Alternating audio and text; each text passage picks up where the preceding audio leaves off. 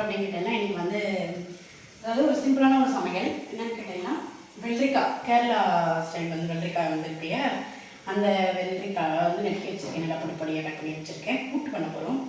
இதோட கூட வந்து பார்த்தீங்கன்னா கொஞ்சமாக பயன்பருப்பு கொஞ்சம் கடலைப்பருப்பு போட்டு இதை தனியாக வேக வச்சுக்க போகிறேன். அப்புறம் வந்து பார்த்தீங்கன்னா பலாக்கொட்டை அதாவது மலையாளத்தில் சொல்லணும் அப்படின்னா சக்கக்குரு அதாவது பலாவோட கொட்டை இருக்கு இல்லையா அந்த கொட்டையை வந்து நல்லா தொழிலாம் எடுத்துகிட்டு கட் பண்ணி அலம்பி எடுத்து வச்சுருக்கேன். கட் பண்ணி வச்சுருக்கேன் சின்ன சின்ன பீஸாக. இதை தனியாக வேக வச்சுக்க போகிறோம்.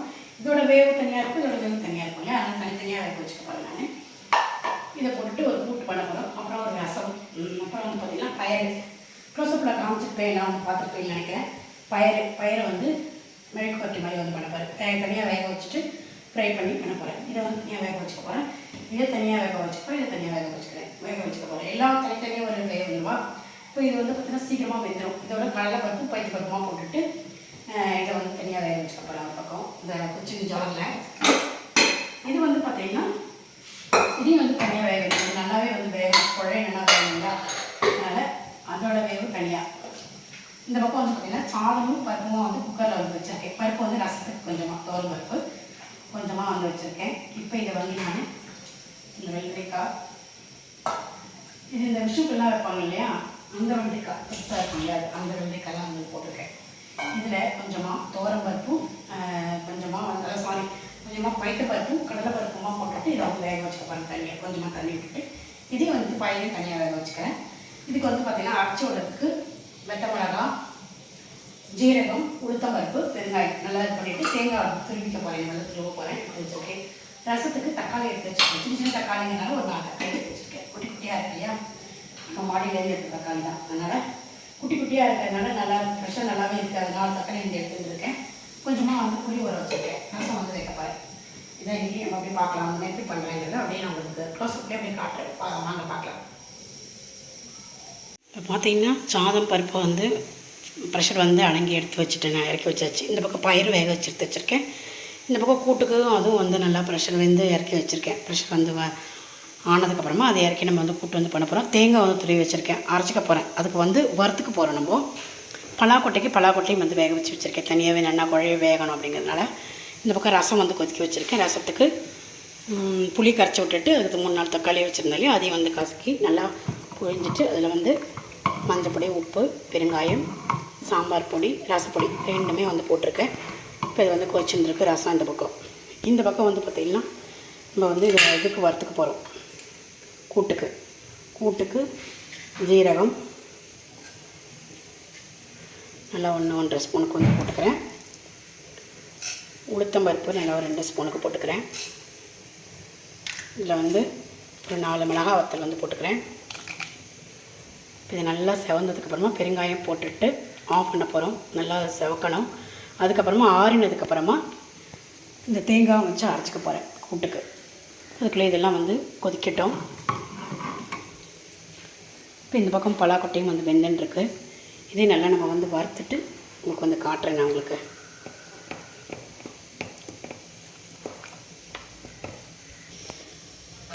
இப்போ இதை கூட்டுக்கு வந்து வறுத்தாச்சு, ஆஃப் பண்ணிவிட்டேன். அந்த சூட்லேயே வந்து வறுத்துட்டுருக்கேன். இப்போது இதோட கூட ஆறுனதுக்கப்புறம் இதோட தேங்காய் வச்சு அரைச்சிக்க போகிறோம். அரைச்சிட்டு பார்ப்போம். அதுக்குள்ளே இதுவும் வந்து ஆகட்டும். இதுவும் வந்து வெந்தாச்சு. ரசமும் வந்து கொதிக்கட்டும். அதுக்குள்ளே இதை அரைச்சின்னு வந்துட்டு பயிரை வந்து நான் வந்து ரெடி பண்ணிக்கிறேன் மெழுக்கு வட்டிக்கு. பார்த்திங்கன்னா கூட்டுக்கு நல்லா அந்த ப்ரெஷர் அடங்கினதுக்கப்புறமா பருப்பு நம்ம போட்டிருந்த காயெல்லாம் நல்லா வந்து வெந்தாச்சு.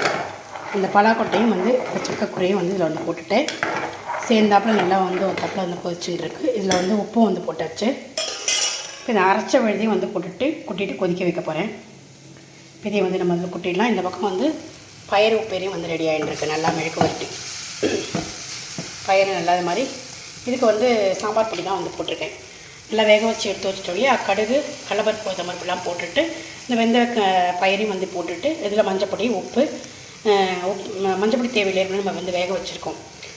உப்பு கொஞ்சமாக வந்து சாம்பார் பொடி அதையும் போட்டுட்டு இப்போ வந்து இலக்கின்னு இருக்கேன். இடைக்கிடைக்கு நம்ம அப்படியே இது பண்ணி விட்டால் போதும். நல்லா அது வந்து ஃப்ரை ஆகிட்டுருக்கும். ரொம்ப நல்லாயிருக்கும் தொட்டுண்டு சாப்பிட்றதுக்கு. இப்போ இந்த அரைச்ச விழுதை வந்து கூட்டில் வந்து சேர்த்துடுறேன்.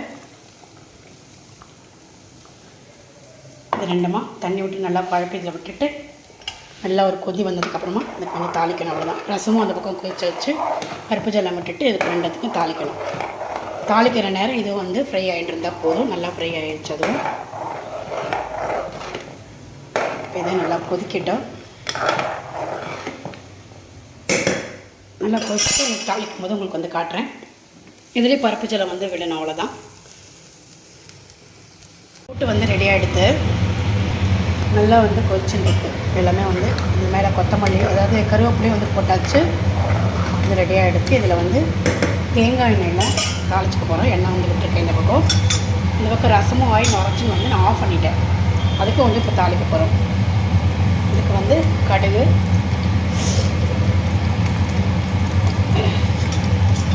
மிளகா வத்தல், கருவேப்பிலை நான் அதில் வீட்டில் போட்டாச்சு. அப்படி இல்லைன்னா நீங்கள் தாளிக்கும் போது கூட போட்டுக்கலாம். கொஞ்சமாக பெருங்காயம்.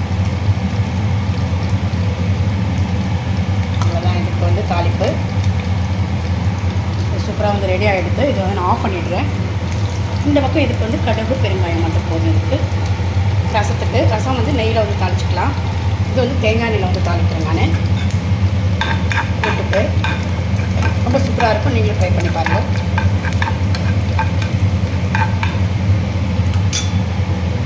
ரெடி ஆயிடுச்சு.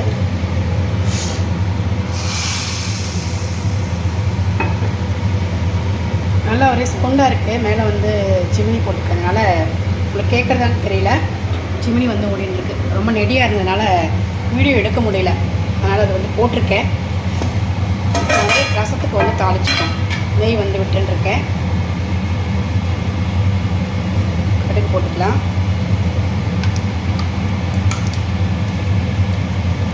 பெருங்காயம்,